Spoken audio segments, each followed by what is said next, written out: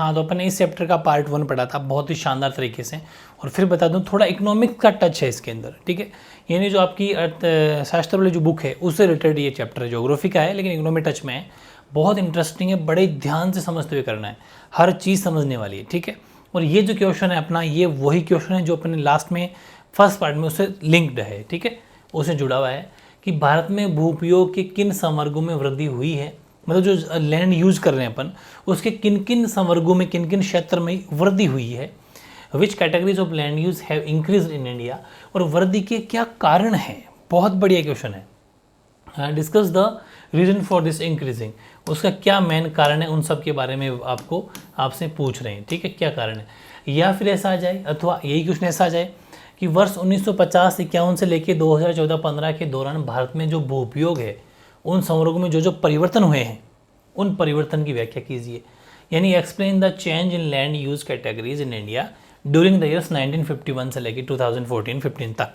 ये time period भी आपको एग्जाम में पूछ सकता है। बहुत बढ़िया क्वेश्चन है, बड़े ध्यान से पढ़ेंगे। पहले अपनी जानेंगे किन किन क्षेत्र में वृद्धि हुई है, इंक्रीज हुआ है, और हुआ है तो उसके पीछे क्या क्या मेन कारण है। बहुत बढ़िया, ठीक है। तो आंसर लेकिन अपन शुरू करेंगे। ये थोड़ी मिस्टेक हो गई थी। आंसर ये हेडिंग रहेगी कि 1950-51 से 2014-15 के दौरान भारत में भूउपयोग के 3 संवर्गों, सॉरी यहाँ पर 4 करना भाई, 4 ये दोनों में 4 संवर्गों में तो वृद्धि हुई है तथा 4 ही संवर्गों में गिरावट दर्ज की गई है। ड्यूरिंग 1950-51 से लेके रिकॉर्डेड इंक्रीज इन 3 नहीं है, यहाँ पर 4 है, दोनों में 4 है। 4 कैटेगरी के अंदर ही तो लैंड यूज़ में ग्रोथ हुई है और 4 कैटेगरी के अंदर ही इसमें थोड़ी डाउन हुआ है, ठीक है। दोनों बातें वेरी इंपॉर्टेंट है, ध्यान रखना, दोनों में 4 हैं। समझ में आ गई। 4 में ग्रोथ हुई है, 4 में गिरावट हुई है, ये वेरी इंपॉर्टेंट क्वेश्चन है। देखते हैं अपन वृद्धि दर्ज करने वाले कौन कौन से संवर्ग है, 4, वो देखते हैं अपन। यानी कैटेगरीज रजिस्टरिंग ग्रोथ, जो ग्रोथ हुई है उसके पीछे 4 क्षेत्र कौन कौन से हैं। अपन ने कुल 9 क्षेत्र पढ़े थे पिछले क्लास के अंदर, 9 क्षेत्र पढ़े थे, याद है ना आपको। उनमें से 4 में ग्रोथ हुई है और 4 में माना गया है डिक्रीजिंग, मतलब कि डाउन हुआ है। तो देखो वन क्षेत्र जो फॉरेस्ट एरिया है उसमें ग्रोथ हुई है। पहली बार अपन क्या पढ़ रहे हैं, वृद्धि करने वाले, वृद्धि दर्ज वाले। पहला है वन क्षेत्र। तो वन क्षेत्र 1950-51 से कुल रिपोर्टिंग क्षेत्र का 17% था। कितना था, 17% था, जो 2014-15 में 23.3% हो गया है। वेरी वेरी इंपॉर्टेंट है। यहाँ से ये जितने भी फैक्ट है ना, बहुत बार रिपीट क्वेश्चन आपके पॉइंट ऑफ बोर्ड के एग्जाम भी और कॉम्पिटेटिव एग्जाम में भी ये क्वेश्चन बनता है कि पहली बात तो एग्जाम में, बोर्ड के एग्जाम में या फिर कॉम्पिटेटिव एग्जाम में ये भी पूछा गया किन किन क्षेत्रों में वृद्धि हुई है। 4 ऑप्शन दे देंगे, 5वां कुछ और दे देंगे, या फिर 4 में से 3 ये दे देंगे, कोई चौथा कुछ और दे देंगे जो जिसमें पूछे कौन सा नहीं हुई है। तो मतलब बहुत बढ़िया क्वेश्चन बन सकता है। और हुई है तो कितनी हुई है, तो 17% था, वो कहाँ पहुँच गया, 23.3, 17 से 23.3% हो गया, ठीक है। ये forest area, the forest area वो 17% of the total reporting area in 1950 से 51, विच हैज़ इंक्रीज इन 23.3% इन 2014-15। बहुत बड़ा फैक्ट है, ओके। दूसरा, गैर कृषि कार्यों में जो प्रयुक्त भूमि होती थी, यानी land use for non agriculture purpose, उसके अंदर भी जो है 1950 से 51 में गैर कृषि कार्यों के अंदर जो था वो 3.2% थी रिपोर्टिंग क्षेत्र की जो है भूमि। कुल रिपोर्टिंग क्षेत्र जो था 3.2% था। जो 14-15 की अपन बात करें तो 8.7% हो गया। यानी कि जो in the year 1950-51 land use for non agriculture purpose was 3.2% of the total reporting area which increase 8.7% in 2014-15। Very important है। यानी कि ये जो है 3.2% था। कितना था, 3.2%। और ध्यान रखना बात कहाँ से कहाँ तक की चलेगी, 1950 से चलेगी, 51 ले लो, एक टेबल ऐसा टेबल बना लेना, और यहाँ लिख लेना 2014 से 15, है ना, हाँ बस। और यहाँ आपको ऐसी टेबल बनानी है और नंबरिंग कर लेना है। पहले के अंदर कौन सी कि जैसे कि ये 17% थी, 23.3% हो गई। दूसरा जो अपना ये है लैंड यूज नॉन एग्रीकल्चर वाला, इसके अंदर आपकी 3.2% थी, ठीक है, जो कि 8.7% हो गई। तो मतलब ये ऐसे कुछ तरीके हैं जो आप सिस्टमेटिक ढंग से अगर पढ़ोगे तो बड़ा इजी बन जाएगा, वरना थोड़ा सा मुश्किल बन सकता है। लेकिन इस तरीके से पढ़ना, 17 की 23.3 हो गई, 3.2 की 8.7 हो गई। और नेक्स्ट अपन लेते हैं वर्तमान प्रतिभूमि, जो मैंने कहा था ना, जो 1 साल के लिए छोटी पड़ी रहती है ज़मीन, ऐसी ज़मीन जहाँ पर एक साल से खेती नहीं की गई हो या एक सीज़न मान लीजिए। तो करंट फैलो लैंड, इसमें भी वृद्धि हुई है, ग्रोथ हुई है कि ये भूमि, क्योंकि किसानों में दिमाग है, उन्हें पता है कि साल भर के लिए क्यों नहीं, जैसे किसी किसान के मान लेते हैं कि 15 बीघा ज़मीन है, ठीक है, 15 बीघा अगर ज़मीन है तो उन किसान ने ये सोच लिया कि चलो 5 बीघा ज़मीन में अभी परती छोड़ देता हूँ, खाली छोड़ देता हूँ, ठीक है, और 10 बीघा को यूज़ कर लेता हूँ, फिर इनमें इस 5 बीघे को फिर नेक्स्ट टाइम यूज़ कर लेंगे, इसमें से 5 का फिर मतलब ऐसे ग्रुप बना के किसान करते हैं, 5-5 बीघा ज़मीन खाली छोड़ देते हैं। जिसके ज़्यादा ज़मीन है 50 बीघा तो वो क्या करेंगे, 30 में तो ज़मीन यूज़ कर लेंगे, 20 बीघा परती छोड़ देंगे। तो मतलब ऐसे तरीके से, ताकि वो जो फर्टिलिटी उसमें खोई है उस ज़मीन है वो वापस आ जाएगी, ये सब बातें, ठीक है। तो इसके अंदर क्या था कि इसमें 3.7% 1950-51 में थी, जो 14-15 में 4.9% हो गई। बहुत इंपॉर्टेंट है, यानी कि ये थी, ये 1900 इतनी थी, जो इतनी बढ़ कर इतनी हो गई, ठीक है। और फिर नेट शोन एरिया, यानी कि जो नेवल बोया क्षेत्र है, इसके अंदर 1950 में 41.7% थी, जो कि 45.5%। नेवल का मतलब है किसान जो अभी नॉर्मली रोज़ाना खेती बाड़ी करते हैं, है ना, यहाँ खेती बाड़ी करी, फिर फसल काट ली, फिर करी, फिर फसल काट दी, इसमें भी ग्रोथ हुई है। रीज़न, अब आप सोचेंगे ऐसे क्वेश्चन एग्जाम में क्या कि इंटरव्यू टाइप क्वेश्चन बनते हैं कि नेवल बोया क्षेत्र, नेट शोन एरिया के अंदर ग्रोथ होने के पीछे क्या कारण है मेन। तो सिर्फ इस एक पॉइंट का पूछ रहा हूँ मैं, इसके पीछे एक कारण ये है कि पॉपुलेशन बढ़ गई, ज़मीन है कम, ठीक है। पहले क्या होता था कि पहले जो ज़मीन थी वो ज़्यादा थी, ठीक है, ज़मीन ज़्यादा थी तो आराम से खेती बाड़ी हो जाती, लेकिन अब क्या है कि अब थोड़ा सा क्या है कि ज़मीन तो वही है लेकिन पॉपुलेशन बढ़ गई। जैसे किसी की 10 बीघा ज़मीन है, मेरी बात को ध्यान समझ, 10 बीघा ज़मीन है, अब हुआ क्या, ये इसकी बता रहा हूँ, इसकी है ना, अब 10 बीघा ज़मीन है, पॉपुलेशन बढ़ गई, अब वो बंदा 10 बीघा ज़मीन है, उसके 2 अगर बेटे हैं तो क्या करेंगे, दो बेटे हो गए, फिर उनका इतना बड़ा परिवार बन गया, 5-6 सदस्य बन गए, तो फिर इसी को क्या करेंगे, खेती करेंगे, फिर इसकी कटाई करेंगे, ठीक, फिर खेती करेंगे, फिर कटाई करेंगे, क्योंकि ज़मीन 10 बीघा है, इसको अगर इसमें भी थोड़ी बहुत खाली छोड़ देंगे फिर कमा के क्या खाएंगे, ठीक है, ये वाली चीज़ है। तो इसके मेन पीछे जो बढ़ने का कारण है वो है पॉपुलेशन, ठीक है, ज़रूरत, जनसंख्या, ये सब कारण है। तो जनसंख्या बढ़ने की वजह से भी इस वाले क्षेत्र में बढ़ोतरी हुई है। तो 4 की टेबल आप ऐसे बनानी है, बहुत इंपॉर्टेंट है, ऐसी 4 टेबल बना लेना, ठीक है, जिसके अंदर 4 टेबल का मतलब है 2 कॉलम की टेबल बनानी है, लेकिन इस तरीके से 4 बना लेना, 3, हाँ 3 की सही हो जाएगी, इधर नंबरिंग कर लेना, ठीक है, और ये आपके चारों की चारों इस हिसाब से, ठीक है। यहाँ अपना आ जाएगा 1950 से 51, ये आ जाएगा 2014 से 15, ठीक। यहाँ अपना जो भी रीज़न का नाम लिख देंगे एक एक नंबरिंग में, मैं नाम नहीं लिख रहा हूँ।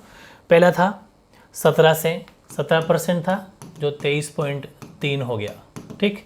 दूसरा जो था वो आपका 3.2 था, 3.2 जो 8.7 हो गया।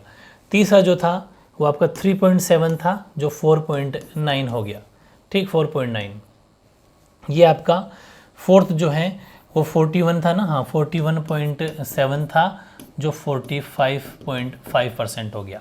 बस इस तरीके से चारों जो क्षेत्र जिसमें ग्रोथ हुई है, ये बात करें अपने ग्रोथ की, वृद्धि की, ठीक है, जिन क्षेत्रों में वृद्धि, इस तरीके से आपको याद करना है। यहाँ जो मैंने नंबरिंग करी, यहाँ इनके नाम याद कर लेना आप, ठीक है, ये फॉरेस्ट का है, ये जो भी है, तो ये वेरी इंपॉर्टेंट है। 17 से 23.3, 3.2 से 8.7, 3.7 से 4.9 और 4.7 से 45.5% की ग्रोथ हुई है। इस हिसाब से याद करना, ताकि बहुत इजी वे में आप याद कर लोगे।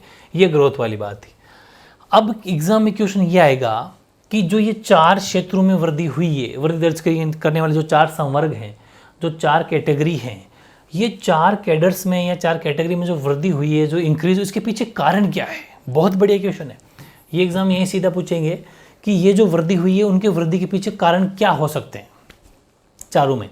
तो पहला तो ये कारण है कि गैर कृषि कार्यों में प्रयुक्त क्षेत्र में वृद्धि दर अधिकतम है। बिल्कुल से, गैर कृषि जो क्षेत्र हैं जिसमें खेतीबाड़ी कम की जाती है, खेतीबाड़ी नहीं की जाती, उनमें वृद्धि है वो ज़्यादा दर्ज की गई है। The rate of increase in the highest in case of area under non agriculture uses, ठीक है। जैसे कहीं फैक्ट्री लगा ली, कहीं बिल्डिंग बना ली, कहीं पर दुकानें खोल ली, ऐसे फील्ड में ज़्यादा ग्रोथ हो रही है। खेती की ज़मीन तो उल्टा कम ही हो रही है दिनों दिन, ठीक है। तो भारतीय अर्थव्यवस्था की निर्भरता औद्योगिक व सेवा सेक्टरों तथा अवसंरचना संबंधी विस्तार पर उत्तरोत्तर बढ़ रही है। बिल्कुल, अब हम लोग क्या हैं कि इंडस्ट्रियाँ लगा रहे हैं, फैक्ट्रियाँ लगा रहे हैं, बिजनेस की तरफ बढ़ रहे हैं। खेती बाड़ी में थोड़ी कम पैदा होती है तो हर कोई उसमें कम जा रहा है। जैसे बड़े बड़े लोग हैं जिनके पास ज़मीन पड़ी है, वो क्या करते हैं, पैसे वाले बिल्डर हैं, बड़ी बड़ी बिल्डिंग बना देंगे, फ्लैट बना देंगे, बेच देंगे। तो मतलब हम बड़ी बड़ी औद्योगिक कहीं फैक्ट्रियाँ लगा रहे हैं, उनको रेंट पे दे देंगे। तो मतलब ऐसी चीज़ें हैं जो सेवा सेक्टर पर इनमें अपन ज़्यादा काम कर रहे हैं। This is due to the changing structure of Indian economy which is increasingly depending on the contribution from industrial and service sector and expansion of related infrastructural facilities। इनमें सब हमने ज़्यादा यूज़ करने लग गए हैं अब, ठीक है। और इसके साथ ही ग्रामीण और नगरीय जो बस्तियां हैं उनके अंतर्गत क्षेत्रफल भी बढ़ा है। बिल्कुल, जैसे गाँव की बस्तियाँ भी थी ना, वो बड़ी हो गई। आपने देखना पहले गाँव के अंदर कई गिने चुने मकान हुआ करते थे। आजकल गांव में हर घर, मतलब आपको हर खेत में 5-5, 4-4 मकान दिखने लग जाएंगे। मतलब गांव की बस्तियां बड़ी बड़ी हो गई है, वैसे शहरों की बस्तियां बड़ी बड़ी हो गई है, ठीक है, उनका बड़ा है। जिस कारण जो सीधी सी बात है, अब खेती बाड़ी की ज़मीन कम हो जाएगी। भाई जिसके 20 बीघा ज़मीन है, ठीक है, उसके अगर 2 बेटे हो गए तो इसमें 10 बीघा में यहाँ मकान बन गया, यहाँ मकान बन गया। तो मतलब अगर 1-1 बीघा में भी ज़मीन अगर घर बनता है तो इसका मतलब 9-9 बीघा ज़मीन यूज़ कर पाएंगे। भाई 20 में से दोनों को 10-10 बीघा ज़मीन पाती आई। अब 1-1 बीघा में फिर उन्होंने मकान बना लिया तो 9-9 बीघा, मतलब दिनों दिन कम होती चली जा रही है एग्रीकल्चर के लिए। इसलिए क्या क्या कहेंगे अपन कि जिससे जो कृषि जो भूमि है उसका योग्य है, परंतु वो कृषि भूमि की हानि पर हुआ है, हानि हो रही है दिनों दिन। ये भी एक मेन कारण है, क्योंकि उनको मकान बनाने की जगह चाहिए और भी अलग अलग यूज़ है। क्योंकि जैसे पॉपुलेशन बढ़ेगी तो मकान तो बनेंगे। Also an expansion of area under both urban and rural, दोनों जगह ही जो सेटलमेंट है has added to the increasing, बिल्कुल, thus the area under non agriculture use जो है वो दिनों दिन बढ़ रहा है, इंक्रीजिंग हो रहा है at the expense of wasteland and agriculture land. जबकि वो जो ज़मीन है वो कृषि योग्य हैं, लेकिन कृषि योग्य हो ही तो क्या करें, घर भी तो बनाना पड़ेगा, ठीक है, ये चीज़ें। तो एक तो ये कारण है वृद्धि का, ठीक है। सेकंड है वन क्षेत्र में वृद्धि के पीछे क्या कारण है, तो वन क्षेत्र में वृद्धि उनके सीमांकन के कारण हुई है। सरकार ने फिक्स कर दिया कि ये इतनी ज़मीन, 20 बीघा ज़मीन बाउंड्री जो है वो वनों की रहेगी, क्योंकि वन कम होते जा रहे हैं। फिर सरकार ने कहा कि नहीं 20 बीघा से काम नहीं चलेगा, 40 बीघा ज़मीन कर दी जाएगी। 40 बीघा ज़मीन जो है ना वो बाउंड्री खींच दी। दिनों दिन वन क्षेत्रों में भी सरकार बढ़ोतरी कर रही है ताकि वनों को बचाया जा सके, पर्यावरण को, एनवायरनमेंट को स्वस्थ रखा जा सके। तो यही है कि वन क्षेत्र में बढ़ती, उसके सीमांकन का मतलब बाउंड्री खींचने से हुई। बाउंड्री खींच दी फिक्स है, और जितनी सरकार ने बाउंड्री खींच दी उसके बाद तो आप कुछ कर नहीं सकते। Increase in the share under forest can be accounted for by increase in the demarcated area under forest rather than an actual increase in the forest cover in the country, ठीक है। फिर जो वर्तमान प्रतिभूमि बढ़ रही है, अभी पढ़ा था अपने 1 साल वाली, उसके पीछे ये कारण है। एक तो वर्षा की अनियमितता भी है। वर्षा कैसे कि टाइम पे बारिश हो नहीं रही है। टाइम पे बारिश नहीं हो रही तो किसान क्या करते हैं कि यार बारिश तो वैसे ही नहीं हो रही, छोड़ दो, अगले साल कर लेंगे। क्योंकि पहले तो डिपेंड था, जब बारिश हो जाती है तब तो किसान खेती बाड़ी कर लेते हैं, लेकिन बार बार वर्षा की अनियमितता, बारिश टाइम पे हो नहीं रही है। और दूसरा फसल चक्र, कि इस बार एक ये फसल कर लेता हूँ, नेक्स्ट टाइम दूसरी फसल कर लूँगा। तो फसल चक्र में होने वाले जो परिवर्तन है उनके कारण जो वर्तमान प्रतिभूमि है उसमें भी बढ़ोतरी हुई है। The increase in the current fallow is due to the variability of rainfall and cropping cycles, ये भी एक मेन कारण है। और चौथा है जो कृषि हेतु कृषि योग्य व्यर्थ भूमि के जो उपयोग है उसके कारण निवल बोई क्षेत्र में भी वृद्धि हुई है। क्योंकि कृषि हेतु कृषि योग्य ज़मीन है, कुछ व्यर्थ पड़ी है, और तो इसलिए भी किसान जो है इसमें भी इंक्रीज कर रहे हैं। यानी कि the increase in net area sown in due to use of collaborate wasteland for agriculture purpose. वो भी है कि उनके पास ज़मीन है, इतनी ज़मीन 10 बीघा ज़मीन है, तो वो सोचते हैं क्यों ना 8 बीघा को बोल लिया जाए, ठीक है, ज़मीन भी कम है। तो ये सब कारण हैं वृद्धि होने के चारों सेक्टर में, ठीक है। बहुत बढ़िया क्वेश्चन था। फिर बात आती है, अपन ये भी पढ़ा था कि 4 सेक्टर ऐसे हैं जिनमें गिरावट दर्ज की गई है, ठीक है। तो गिरावट दर्ज करने वाले 4 संवर्ग कौन कौन से माने जाएंगे? बंजर व व्यर्थ भूमि, कृषि योग्य व्यर्थ भूमि, चारागांव फसल वृक्षों के अंतर्गत क्षेत्र, और वर्तमान प्रति, ये जो है इसके अतिरिक्त जो प्रति भूमि के अनुपात में कुछ कमी हुई है। 3-4 ऐसे कारण हैं जिनमें कमी हुई है। यानी barren wasteland, culturable wasteland, area under pasture and tree crops and fallow lands have registered decline, इन सब में कमी हुई है। फिर वही बात अपन ने पढ़ी थी, उसमें वृद्धि हुई है, ग्रोथ हुई है, सॉरी इंक्रीज हुई है, तो इंक्रीज के क्या रीज़न है। वैसे इसमें गिरावट अगर हुई तो गिरावट के क्या रीज़न है, ठीक है। तो गिरावट की कमी के कारण ये है, क्या कारण है कमी के, reason for the decline trends, क्या कारण है। पहला कि समय के साथ जैसे जैसे कृषि तथा गैर कृषि कार्यों हेतु भूमि पर दबाव बढ़ा है, वैसे वैसे व्यर्थ एवं कृषि योग्य व्यर्थ भूमि में समय अनुसार कमी आई है। बिल्कुल पॉपुलेशन बढ़ेगी तो सीधी सी बात है कृषियों की ज़मीन भी कम होती चली जाएगी। As the pressure on land increased both from the agriculture and non-agriculture sector, the wastelands and cultivable wastelands have declined over time. दिनों दिन इसमें कमी होती जा रही है प्रेशर बढ़ने की वजह से।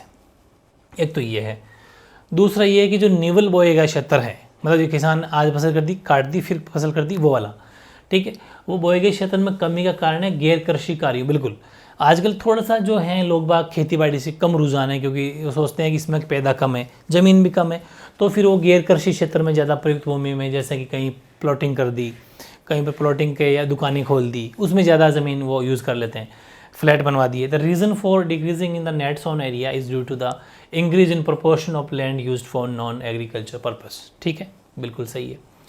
और फिर चारागाह भूमि, चारागाह भूमि का मतलब है जहाँ पर पशुओं को चराया जाता है, यानी कि the decline in land under, इसमें क्या कमी के पीछे क्या कारण है? The decline in land under pasture and grazing lands can be explained by increasing pressure of population on agriculture land. बिल्कुल सही है। इस चारागाह भूमि के अनुपात में कमी का कारण है कृषि भूमि पर जनसंख्या का बढ़ता दबाव। पहले सरकार ने भी खूब सारी ज़मीन ऐसी जो बना रखी थी कि ये आपकी सिर्फ चारागाह की ज़मीन रहेगी, यहाँ पर आप सिर्फ पशुओं को चराओगे, खेती बाड़ी नहीं करोगे। लेकिन दिनों दिन पॉपुलेशन बढ़ती जा रही है और जब जनसंख्या बढ़ रही है तो सीधी सी बात है जनसंख्या को खाने के लिए अनाज चाहिए, दाने चाहिए। जब अनाज खाने के दाने जब नहीं होंगे तो फिर आप क्या करोगे खाली ज़मीन छोड़ के? तो पहले तो हम तो पेट भरें, फिर बाद में जानवरों के बारे में सोचेंगे। तो इसलिए क्या होगा, हालांकि जानवरों के बारे में भी सोचना पड़ेगा, इंसान ही सोचेगा वरना कौन सोचेगा, वो तो बेजुबान होते हैं बेचारे। इसलिए करना क्या पड़ता है, उनके भी सुविधा की जाएगी, लेकिन चारागाह भूमि को भी कहीं कहीं पर ज़्यादा चाहिए हैं, उसको खेती बाड़ी के अंदर यूज किया जा रहा है। ये चीज़ें हैं, ठीक है, पॉपुलेशन बढ़ने की वजह से। तो वेरी इंपॉर्टेंट क्वेश्चन था जिसमें अपन ने यहाँ से पढ़ना शुरू किया, ठीक है। यहाँ से क्या क्या कारण थे ग्रोथ होने के, और 4 सेक्टर में ग्रोथ हुई थी, वो ग्रोथ के क्या रीज़न पढ़ लिए अपन ने। फिर गिरावट में क्या रीज़न थे, ये रीज़न पढ़ लिए। अब नेक्स्ट क्वेश्चन लेना है आपको, साझा संपत्ति संसाधन, हेडिंग लगानी है, कॉमन प्रॉपर्टी रिसोर्सेज, ये क्या होते हैं? तो भूमि के स्वामित्व के आधार पर इसे 2 वर्गों में बांटा गया है, ठीक है। Land according to its ownership can broadly in classified, मतलब स्वामित्व के आधार का मतलब इस तरह के 2 मालिक होते हैं। एक तो निजी भू संपत्ति होती है सीधी, जो प्राइवेट होता है लोग। एक है साझा संपत्ति संसाधन, CPRS का मतलब जो गवर्नमेंट की होती है, सबकी साझा होती है। 2 तरह की, आप नंबरिंग कर सकते हो, नंबर 1 ये हो जाएगा, रोमन नंबर लिख सकते हो, और नंबर 2 ये हो जाएगा, ठीक है। मैंने जो बॉक्स बनाए हैं ना आपके, वो नंबरिंग करी हुई है, थोड़ी सी ये टाइपिंग मिस्टेक रह गई थी, मैंने ठीक कर दिया। नंबरिंग आपको ऐसी करनी है, निजी भू संपत्ति नंबर 1, साझा संपत्ति संसाधन नंबर 2, प्राइवेट लैंड, और second common property resources CPRS 2। अब बात आई निजी भू संपत्ति की, इसके नीचे आपको ये लिखना है कि निजी भू संपत्ति जो पहला वर्ग रखा है, पहली कैटेगरी अपन रखी है, इसमें क्या आएगा कि इस पहले वर्ग की भूमि पर व्यक्तियों का निजी स्वामित्व अथवा कुछ व्यक्तियों का सम्मिलित निजी स्वामित्व होता है। यानी कि या तो एक मालिक होता है, या फिर 4-5 के ग्रुप में कहता है ना कि हमारे पार्टनर में है, ये ज़मीन हमारे पार्टनर में ली हुई है, वैसा हो सकता है। वो होता है निजी भू संपत्ति, यानी कि इसमें प्राइवेट ओनर होता है, ठीक है। While the former in owned by an individual और या फिर और ग्रुप ऑफ इंडिविजुअल्स। ध्यान रखना इंग्लिश में यहीं तक है फर्स्ट पॉइंट, ठीक है, ये यहीं तक फर्स्ट पॉइंट है, और यहाँ से ये पूरा सेकंड पॉइंट है, ये सेकंड पॉइंट हो जाएगा। इंग्लिश में थोड़ी यहाँ इसमें थोड़ा सा स्पेस में आपको एडजस्ट करना पड़ेगा, ठीक है, ऐसा ही इस हिसाब से ये रह जाएगा अपना, ये पूरा ये अपना सेकंड पॉइंट जो बॉक्स बना रहा हूँ मैं, ये सेकंड पॉइंट हो जाएगा, ठीक है। द लेटर इज का मतलब दूसरी, द लेटर इज, हाँ ये यहीं तक, ये पूरी जो लाइन है ना, इसको आपको इसमें मिक्स कर देना है, कोई बड़ी बात नहीं है, एडजस्ट हो जाएगा।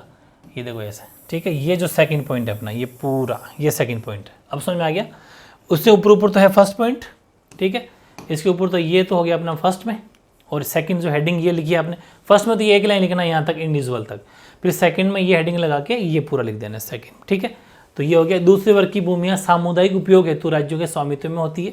सामुदायिक का मतलब सभी के लिए, सार्वजनिक, और राज्य के स्वामित्व में होती है मतलब ये सरकार की ज़मीन होती है, ठीक है। और साझा संपत्ति संसाधन पशुओं के लिए चारा, घरेलू उपयोग है तो ईंधन, लकड़ी तथा साथ ही अन्य वन उत्पादन जैसे फल, रेशे, गिरी, औषधियाँ, इन सब ये उपलब्ध करवा देती है, ठीक है, ये सब काम आता है, ये आपने देखा होगा, तो ये इसमें आ जाएगा। CPRS provide fodder for the live stock and fuel for the house hold along with other minor forest products like fruits, nuts, fibre, medicinal plants etcetera, ये सब लगाए जाते हैं। सरकार की ज़मीन होती है, यहाँ पर ये सब ऐसे काम होते हैं जो सभी के लिए यूजेबल है। ठीक है, तो ये दो थोड़ा एडजस्ट कर लेना, बाकी कोई मुश्किल नहीं है। थोड़ा सा अपन इसके बारे में और लिखेंगे। वो दो कैटेगरी तो अपन लिख दी, वैसे 2 मार्क्स के लिए तो बन गया क्वेश्चन, सही है। और थोड़ा सा बड़ा आ जाता है उसमें थोड़ी बातें और लिख देंगे कि ग्रामीण क्षेत्रों में जो भूमिहीन छोटे कृषक होते हैं ना, उनके लिए बेनिफिट है ऐसी जमीन। भूमिहीन कृषकों तथा अन्य आर्थिक रूप से कमजोर वर्ग के व्यक्तियों के जीवन यापन में इन भूमियों का विशेष महत्व है, क्योंकि इनमें से अधिकतर भूमिहीन होने के कारण पशुपालन से बिल्कुल, देखो जिनके पास में ज़मीन नहीं है, जिनके पास में ज़मीन नहीं है, फिर उनको ऐसी ज़मीन जो मिल जाती है, कैसी, जिनको ये निजी हो चाहे साझा संपत्ति कोई सी भी हो, अगर ऐसी मिल जाती है तो उनके पास में ज़मीन, तो अपने छोटे मोटे पशु चरा के, जैसे भेड़ बकरी रखते हैं ना, वो जो यहाँ चरा ली कभी कहीं चरा ली, वो वैसे, तो वो ऐसी ज़मीन का यूज़ कर लेते हैं जहाँ पर, क्योंकि उनका रोजगार है बेचारों का पशुपालन पालना, हाँ एनिमल हस्बेंड्री, इससे वो उनकी आजीविका पर डिपेंड रहते हैं, तो उनको और सोर्स मिल जाएगा। In rural area such land is particular relevance for the livelihood for of landless, जिनके पास में ज़मीन नहीं है, and marginal farmers and other weaker section, since many of them depend on income from their livestock due to the fact that they have limited access to land, वो इसको use कर सकते हैं। दूसरा, महिलाओं के लिए भी बेनिफिट है इसमें। महिलाओं के लिए भी इन भूमियों का विशेष महत्व है, क्योंकि ग्रामीण इलाकों में चारा व ईंधन लकड़ी के एकत्रीकरण की जिम्मेदारी उन्हीं के पास होती है। भाई कैसे हैं, क्योंकि गाँव के अंदर महिलाएं का क्या काम ही रहता है कि पशुओं के लिए चारा कम है तो चारा कलेक्ट करना है, या लकड़ियाँ जलाने के लिए लकड़ी लानी है, वो सारा काम इनको करना है। ईंधन लकड़ी का मतलब है, क्योंकि गाँव में सीधी सी बात है चूल्हे के यूज़ करते हैं लोग खूब, तो उनको लकड़ी भी चाहिए, तो कहाँ से लाएंगे, ऐसी पड़ती ज़मीन पड़ रहेगी तो वहाँ से ले आएंगे, गवर्नमेंट की ज़मीन है कौन मना करेगा। ठीक है, तो CPRS also are important for women, इनके लिए भी most of the fodder and fuel collection is done by them is rural areas, ये ग्रामीण इलाकों के अंदर ऐसी ज़मीन का बहुत इंपॉर्टेंस है। तो ज़्यादा बड़ा नहीं था क्वेश्चन ये, वैसे तो मेन आंसर तो यही है कि ऐसी संपत्ति को 2 कैटेगरी में बांटा गया, उसके बारे में 2 पॉइंट थोड़ा लिख देना बढ़ा के, तो थोड़ा आंसर बड़ा बन जाएगा, बाकी कोई बड़ी बात नहीं है। फिर नेक्स्ट देखते हैं क्वेश्चन, वो है भारत में कृषि भू उपयोग, काफ़ी बढ़िया क्वेश्चन है। Agriculture land use in India, मतलब हमारा कौन कौन से सेक्टर में कहाँ कहाँ है जो हमारी कृषि भू उपयोग जो है ज़मीन का यूज़ होता है कृषि। पहली बात तो ये कि भू संसाधनों का महत्व उन लोगों के लिए अधिक है जिनकी आजीविका कृषि पर निर्भर है। सीधी सी बात, अपन बात करें कृषि उपयोग, तो खेतीबाड़ी के लिए ज़मीन कौन यूज़ करेंगे, जो प्रॉपरली डिपेंड है एग्रीकल्चर पर, वो। ठीक है, और यानी कि land resource is more crucial to the livelihood of people depending on agriculture. भाई जिसके पास में जॉब है वो तो खेतीबाड़ी की तरफ ज़्यादा ध्यान देगा नहीं, लेकिन जिनकी डिपेंडेंसी सिर्फ और सिर्फ एग्रीकल्चर है वो ज़्यादा ध्यान देंगे। उसमें अपन पॉइंट बना रहे हैं। ठीक है, पहला पॉइंट है द्वितीयक व तृतीयक आर्थिक क्रियाओं की अपेक्षा कृषि पूर्णतया भूमि पर आधारित है। भाई सेकेंडरी और टर्सरी जो सेक्टर है वो तो सर नौकरियों की तरफ चले जाएंगे, वो है, लेकिन जो बाकी जो कृषि सेक्टर है वो तो पूर्णतया भूमि पर डिपेंड है। ज़मीन होगी तो ही खेतीबाड़ी होगी, वरना नहीं हो सकती। लेकिन सेकेंडरी और टर्सरी में तो आप और भी जैसे फैक्ट्रीज में काम कर लिया, किसी की नौकरी कर ली, वो सेक्टर में आ जाता है। लेकिन अगर आपको खेतीबाड़ी करना है तो उसके लिए लैंड चाहिए, ज़मीन चाहिए। तो agriculture is purely land based activity unlike secondary and tertiary activities. उनके अलावा ये तो प्योर ज़मीन चाहिए, अगर खेती करनी कृषि करनी है इसका मतलब ज़मीन, ये बात है। या फिर अन्य शब्दों पर ये कह सकते हैं कि कृषि उत्पादन में भूमि का योगदान अन्य सेक्टरों में इसके योगदान से अधिक है। ठीक है, in other words contribution of land in agriculture output is more compared to its contribution in the outputs in other sectors. यानी कि जो अन्य, ये कह सकते हैं कि कृषि उत्पादन में जो भूमि का योगदान है वो अन्य सेक्टरों में इसके योगदान से सबसे ज़्यादा है, ये बात है। या फिर आप इतना भी लिख दोगे तो भी प्रॉपर आंसर आपका बन जाएगा, पहला पॉइंट। सेकेंड पॉइंट है भूमि की गुणवत्ता कृषि उत्पादकता को प्रभावित करती है जो अन्य कार्यों में नहीं। बिल्कुल सही है, ये देखा जाता है कि ज़मीन में फर्टिलिटी है या नहीं। अगर अच्छी फर्टिलिटी होगी तो ही तो खेतीबाड़ी होगी, वरना कैसे खेतीबाड़ी करोगे। लेकिन बाकी सेक्टर कोई एक्टिविटी हो, चाहे वो सेकेंडरी हो चाहे टर्सरी हो, वहाँ पर कोई लैंड की इन पर कोई बेस नहीं है। अच्छा काम करोगे, अच्छी कंपनियाँ ग्रोथ करेगी, वो वाली चीज़। लेकिन यहाँ पर ज़मीन का फर्टाइल होना, ज़मीन का उपजाऊ होना बहुत ज़रूरी है। ठीक है, quality of land has a direct bearing on the productivity of agriculture which is not true for other active. बाकी सब के लिए इसकी ज़रूरत नहीं है, लेकिन सिर्फ कृषि सेक्टर के लिए तो ज़मीन का अच्छा होना ज़रूरी है, बाकी एक्टिविटी के अंदर ये चीज़ें होना ज़रूरी नहीं है। फिर ग्रामीण क्षेत्रों में भू स्वामित्व का आर्थिक मूल्य के अतिरिक्त सामाजिक मूल्य भी है। सामाजिक मूल्य भी है, ध्यान रखना। यानी कि ऐसा भी है कि ऐसा भी उसकी बड़ी वैल्यू है, सोशल स्टेटस है उसका ज़्यादा, जिसके पास ज़मीन ज़्यादा है। कहा जाता है कि ज़मींदार है साहब, इनके ये तो बड़े बड़े चौधरी है, बड़े ज़मींदार, इनके पास 100 बीघा ज़मीन है। मतलब कि जिनके पास 150 बीघा ज़मीन है उनकी वैल्यू ही ज़्यादा होती है। समझ पा रहे हो, सोशल स्टेटस उनका बड़ा होता है। ये भी है रूरल एरियाज़ के अंदर, ये भी देखा गया है।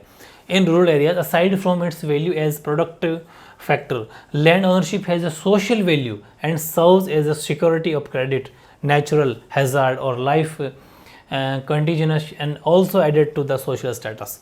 यानी कि वो तो अपने पढ़ लिया, सामाजिक मूल्य भी है तथा प्राकृतिक आपदाओं में निजी विपत्ति में एक सुरक्षा की भांति है एवं समाज में प्रतिष्ठा बढ़ाता है।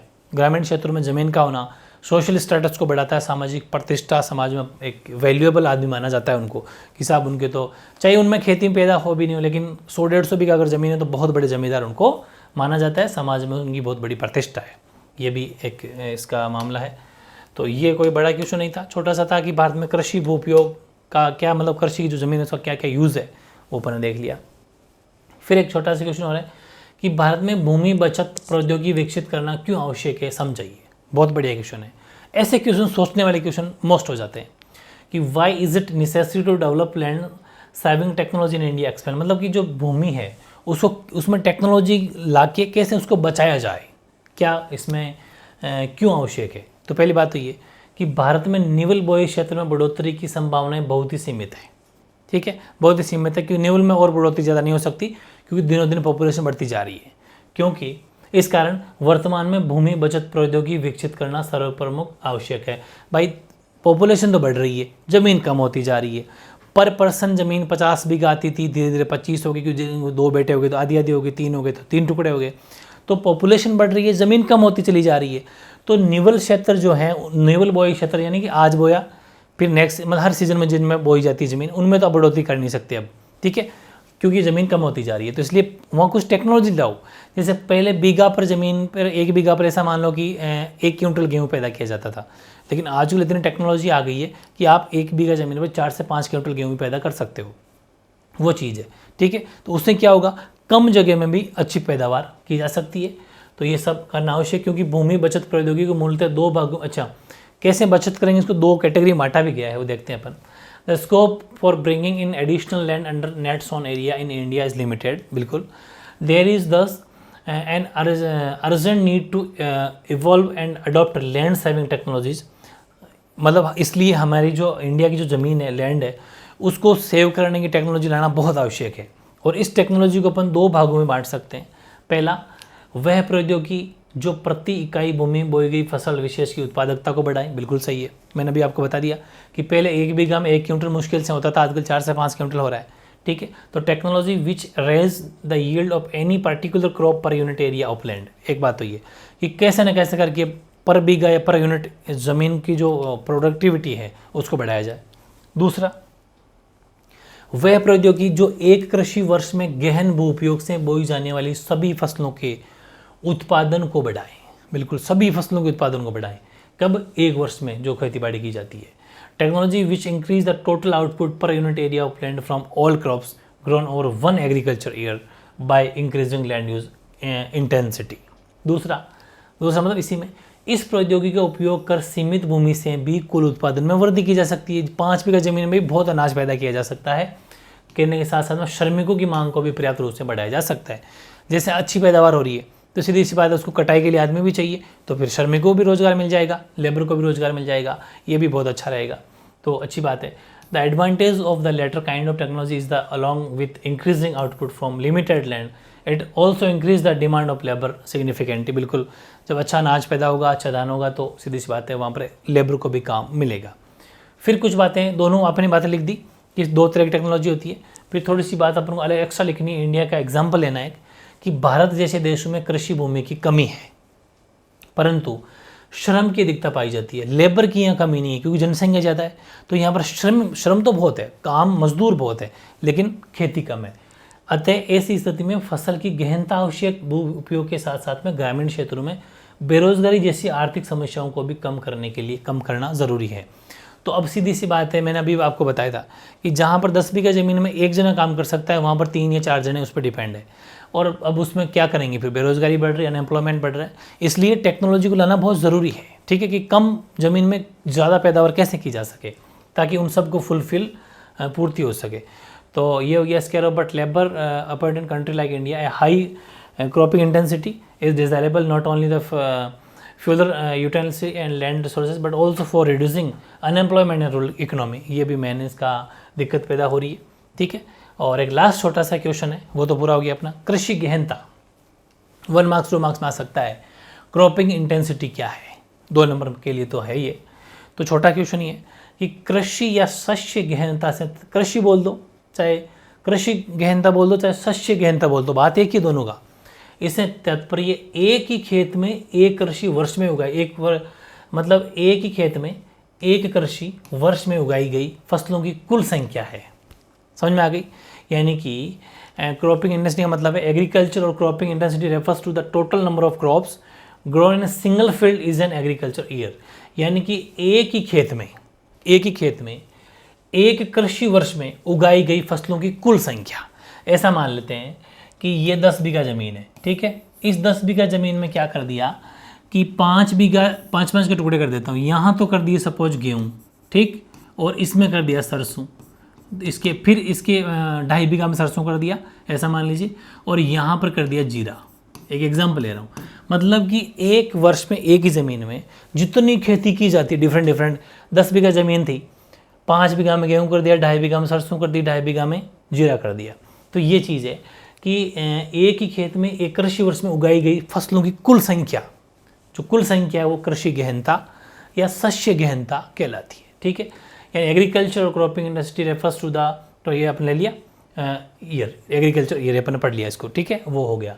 इसका संबंध कृषि भूमि के गहन उपयोग से होता है, ठीक है, बिल्कुल गहन उपयोग से होता है। इस प्रकार कृषि गहनता एक कृषि वर्ष में एक ही खेत में कई फसलों को बोकर अधिक उत्पादन प्राप्त करना है। बिल्कुल सही है। जैसे कि हमें सरसों भी चाहिए, हमें जीरा भी चाहिए, हमें गेहूँ भी चाहिए, हमें जौ भी चाहिए, ठीक है, तो सारी खेती बाड़ी कर सकते हैं उसमें थोड़ी जगह, ये चीज़ है। तो ये ध्यान रखना। It is related to the intensive use of agricultural land. Thus, agriculture intensification is to get more production by sowing many crops in the same field as an agriculture year. ठीक है, ये ध्यान रखना। तो ये हो गया। लेकिन अगर 1 मार्क्स में इसमें फॉर्मूला अगर पूछा जाए कि कृषि गहनता का सूत्र बताइए, यानी क्रॉपिंग इंटेंसिटी का फॉर्मूला क्या होता है, तो वो होता है सकल बोया गया क्षेत्र, कितना बीघा एरिया, 10 बीघा, 8 बीघा, 15 बीघा, 50 बीघा, ओब्लिक का मतलब है अपॉन, बटे में लिखा हुआ है, निवल बोया गया क्षेत्र इंटू 100, ठीक है, ये ध्यान रखना। यानी कि gross cultivated area upon net area into 100, ठीक है, इंटू 100। सीधा फॉर्मूला याद कर लेना, अच्छे से रट लेना, मैं तो ये कह रहा हूँ, अपॉन में लिखा हुआ है इंटू 100, ठीक है। तो ये काफ़ी बढ़िया क्वेश्चन है 2 मार्क्स के लिए, ऐसे क्वेश्चन ज़रूर आते हैं। तो फिर वही वाली बात है कि इंटरेस्टिंग चैप्टर है, थोड़ा समझने वाला चैप्टर है, तो ज़्यादा लॉन्ग और लेंदी ना हो। बाकी अपन नेक्स्ट क्लास में पढ़ेंगे। जब तक इसको आपको अच्छे से रिवाइज करके रखना है, पिछले पार्ट को भी, इसको भी, और मेरे साथ के साथ नोट्स बनाना है, ठीक है। ओके।